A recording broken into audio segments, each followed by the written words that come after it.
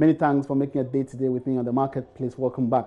Now, the National Insurance Commission, NIC, has rejected claims of discount regimes for policyholders who do not make any claims within a year of taking a vehicle insurance policy.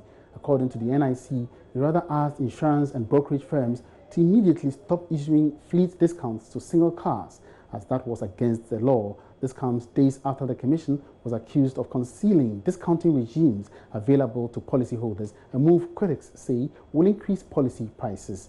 Commissioner of Insurance Justice Yaufori has been speaking to Joy Business. Yeah, the discounts are there. They will always continue to be there. But they have to be reasonable discounts that the industry has agreed to. The insurance rates and discounts were not actually introduced by the Commission, but it came through consultation with the industry. So the whole industry have actually agreed on the discounts that needs to be given. There's an issue with respect to moving your insurance from one company to the other. You are free to move your insurance from one company to the other. Just that when you move from your existing company, you would be paying the right premiums that you were supposed to pay. Because previously all the insurance companies were undercutting. They were selling lower than what they were supposed to charge. They were competing on pricing rather than service. And that resulted in a lot of them having challenges with respect to solvency. They had problem paying claims because they charge less, and when there's a legitimate claim, it becomes a problem to actually compensate the claimant. These are things we want to stop. We want to build a very strong insurance market, but our first goal is to protect the policyholder and then the general public. So we want the public not to be attracted by pricing, but rather services. So you are free to move from one company to the other, just that you'll be paying the right premium. Now the question you ask yourself, what is making you leave your company to another company? Probably because of poor service. Maybe you had a claim and they were not paying on time. And why did it happen so? Because they sold cheap to you. So when it came to claims, they were dragging their feet. I want you to know that don't go for price, because anything cheap can be killing. Meanwhile, the National Insurance Commissioner says 2 agents of some insurance companies in Kumasi have been arrested for selling fake insurance tickets. This follows the implementation of the motor insurance database by the NIC. We have all the insurance companies writing motor insurance on board. They've all started using the system. So far, so good. Has there been any issues regarding arrests of some insurance companies within your purview that are breaching specific laws? Yeah, there have been. Last week, for example, in Kumasi, we arrested 2 insurance agents, one representing Loyalty and the other representing Prime Insurance, for selling fake insurance. Luckily, we got them arrested. I hear the 3rd is on the run, but they are in police custody, and I understand they'll be in court tomorrow. Are we going to be experiencing much more of these interventions in the coming months? Oh, for sure. We believe, when people know change has come, and for that matter, they want to try and then make their last sales. So they want to do as much as possible to sell as much fake stickers as possible before the public is aware. But right now, the public is being well informed. They are knowing their rights, and I'm sure they will ask questions if they know if all is not right. They will ask questions. Mr. Away from insurance, now government has not placed any ban on the importation of cement or siting of cement processing factories in the country. That's according to Deputy Minister of Trade and Industry, Carlos Ahinkra, who has debunked reports that government has banned importation of cement. Speaking to Joy Business, Carlos Ahinkra disclosed that government has rather put in place measures to discourage the importation of cement. This, he said, is aimed at controlling the demand and supply ratio of the product. From the past 3 years when we came into government, we have managed to control and, of course, discourage the importation of cement to prevent any competition with these people. If we allow importation of cement, you can be rest assured that the 6.5 million consumption of locally manufactured cement wouldn't have happened. So we have managed to find a way to discourage the importation of cement. And I'm choosing my word very advisedly here. We discourage, we have not banned. Anybody that wants to import can decide to go and import if it goes through the right channel and the right processes. But we discourage people from importing because we are finding it even difficult for the locally manufactured ones to be absorbed in the system. So basically, what we are saying is, if anybody decides to come into the country to invest in cement production, if they come to us for advice, what we'll let them understand is to explain to them what the cement scenario is, how we are even not able to absorb what the aid companies look currently producing cement, their product, and if the person would want to go into another venture. Of course, obviously, it is our intention to, and our desire to see people bringing investment into this country. So when you bring your investment, there's no way we're allowed to go back. But we have that opportunity to speak to you, discuss with you, and of course, direct you towards which areas that you could actually plant your money and make more money or maximum benefits. So this is what the general concept is, or the general opinion about the cement industry looks like. So my question is, how were you able to discourage the importation? Were there any protectionist policies, or were there maybe what do you call it, tariffs on importation, or what exactly? What was the policy? How were you able to discourage it? I wouldn't want to divulge any secrets as to how we do our work here. But basically, whatever the case is, we manage to ensure that it becomes unbeneficial for companies to decide to import. Let's turn our attention now to one of our top stories today. Authorities are on high alert to screen passengers at the Kotoka International Airport to avert possible spread of the coronavirus into the country. This follows a reported case of the virus in neighboring Côte d'Ivoire. Aviation correspondent Sheila Tamaklo says thermal scanners, isolation units and ambulances are on standby at the airport. Every day, thousands of people ply Ghana's main airport, the Kotoka International Airport.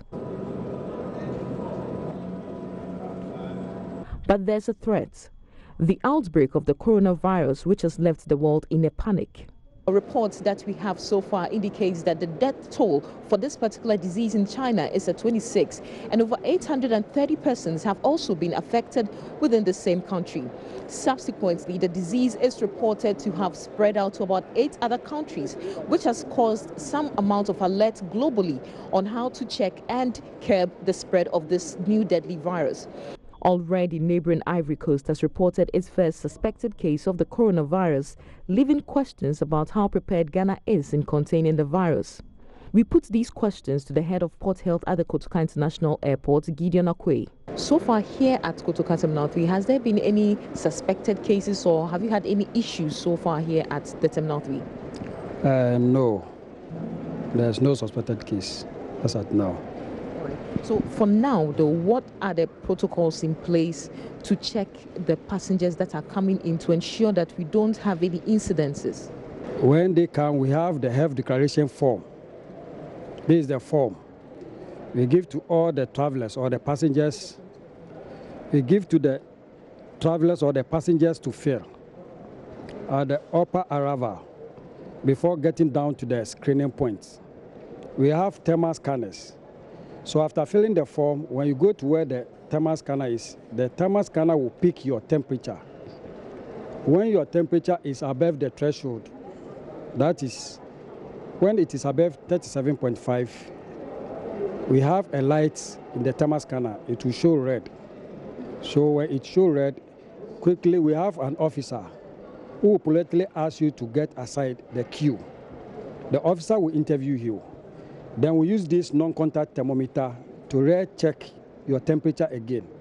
If still it is above the threshold, We have F-team here. We have the Port F airport clinic and the ambulance. So quickly, we have to inform the airport clinic, the ambulance. Then we also have to inform the International F Regulations focal person. The team was granted rare access to the arrival section of the airport. Here we noticed something unusual. Customs and immigration officers were all in protective gloves and nose masks. We were given directives from our commissioner and the sector commander, Madam Molly Awaji, that we need to intensify our protective measures here. Chief Revenue Officer in charge of Terminal 3, T.D. Williams, explains the high alert rate of officers at the airport since the outbreak of the coronavirus. Wearing our gloves, as you've seen, and the mouth mask. In addition to that, we make sure that even the goods that we handle, whether passengers are with them or not, we at least wear our hand gloves to ensure that we are protected. After that, officers are required to take some kind of hygienic measures, wash their hands. And as you can see on the table, we have the hand sanitizers. We have to use it periodically. Are you by any chance fumigating or anything of that sort to check some of these things coming in? Yes, the airport authorities are always regularly fumigating. I believe they are taking immediate measures. The Port Health Authority officer came to me this morning and assured me that they are going to fumigate the areas where we work. Barbara Sam is the Assistant Superintendent of Ghana Immigration. So Ghana Immigration Service, this is a health issue, so the Ministry of Health is handling this. But for us as a service, we have put certain measures in place to prevent our officers from getting this virus. And the measures are, we've provided them with face masks, we've given them gloves, and then we've also told them to wash their hands regularly, and then also look out for symptoms when passengers arrive and report the passenger immediately to Port Health, and also to be alert. That's all. Despite these measures, however, some still argue that passengers traveling from China should be quarantined and rigorously screened at the airport. Elsewhere, the US, France and Russia are among several countries trying to evacuate its nationals from the epicenter of the virus, Wuhan, as well as tracking Chinese nationals in the past few weeks. Reporting for Joy Business, my name is Sheila Tamaklu. All right, so we're monitoring the situation quite closely, and we'll bring to you the impact this particular development is having on local businesses, especially those who import a lot from China. Away from that, workers of Coca-Cola Bottling Company have halted production to protest against the removal of the company's managing director, Seth Eduba. The workers say they want Mr. Eduba restored. The managing director was asked to step aside last week, sparking some agitation. Let's go on the phone lines now and speak with the chairman of the Workers' Union, Abdullah Sani Mohammed, on the latest on this development. Good afternoon, sir, and welcome to the marketplace. Hello, Mr. Sani. Yes. Yes, now, so what exactly has happened today? Because last Friday when we spoke to you, there was this kind of impression that you've spoken with the leadership of the union and that there was some kind of resolution to this development. What happened today? Okay, now the happening is, for now, the workers have charged that without him, the man, that's the Eduba, they will not work. And they are also in their right to exercise that power. So nothing is going on. No production, no sales. We are all here, mounted, singing, praises, everything for the sake of Eduba. So that's what the workers are saying. All right, so what exactly is your leadership telling you, and how is it coping with the situation for now? Okay, at the moment, I think last Friday, the Tripartite Committee met, that is the local union executives, ICU, and then the WAC, the executives, the local executives. We met, and it's like, we're not telling us the truth.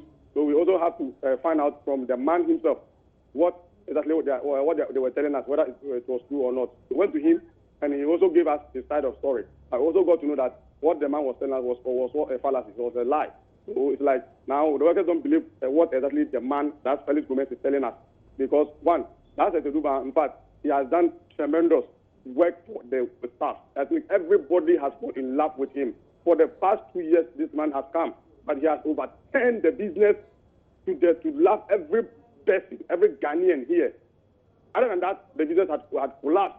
under this Felix Gomez regime. But this one has come to overturn everything round, and now everything's moving frequently, fluently. And now you said you are firing him just because they want to do some massive redundancy, and this Ghanaian is resisting that. For that, I will not allow my people to go home. If that is the case, then stay aside for us to do our own thing. So that is the major problem that I'm telling you. They want to do massive redundancy here, and this Ghanaian is fighting against it, that he cannot do that to his members, and they ask him to stay aside for them to get their way through. That's all. Okay, now you've shut down the plant, so to speak. Oh, the machines, is not, for now, we run shifts, that's 3 shifts a day, morning, afternoon, and then night.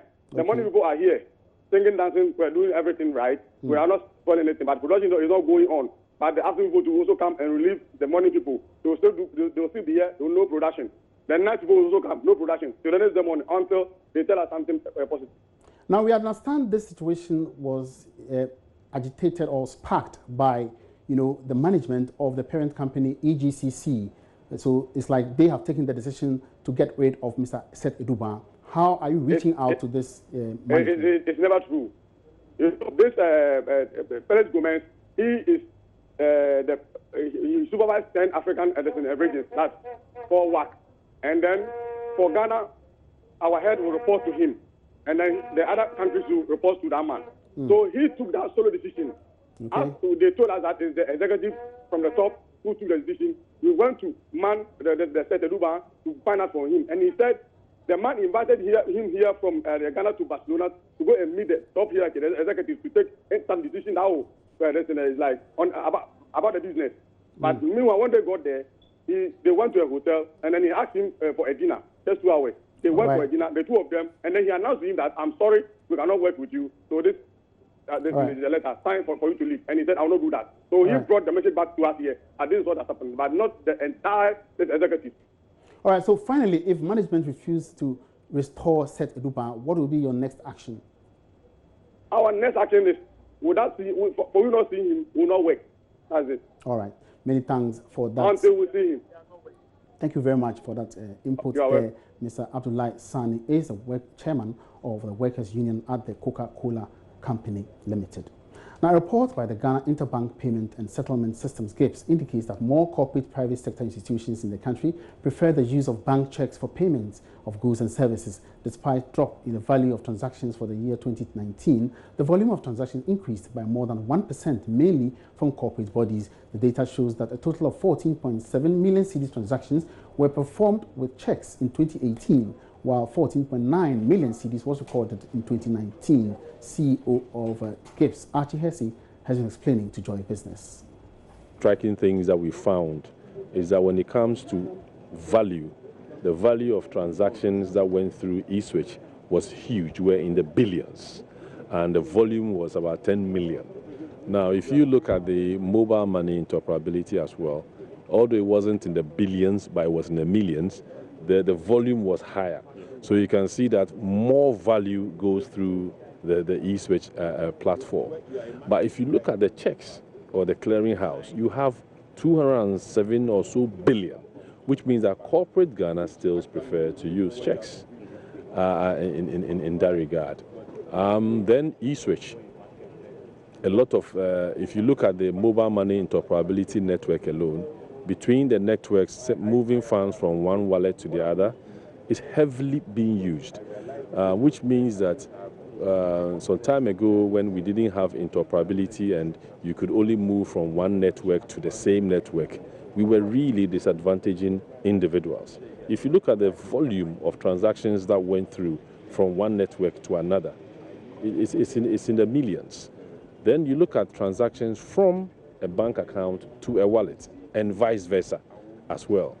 Then thirdly, you look at eSwitch, funds that reside on eSwitch wallets being moved into a mobile wallet and vice versa.